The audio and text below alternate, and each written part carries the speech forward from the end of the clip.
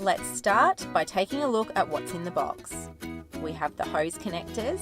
You should note that this is the correct piece for use on Australian hoses. The handle, the soap container and the neck. It just takes some simple assembly and you're ready to go.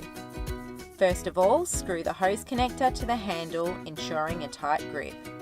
Take note of the filter. This should be removed and rinsed after each use to prevent clogging. Now fill the soap container with your preferred cleaner and screw into the handle like so.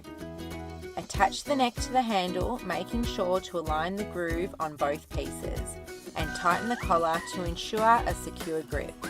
Finally, attach the trigger nozzle to the end of the neck, once again making sure there is a secure grip on the collar.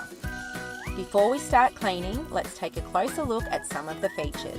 The easy 3-way control valve allows you to switch between soap, rinse and off functions with ease.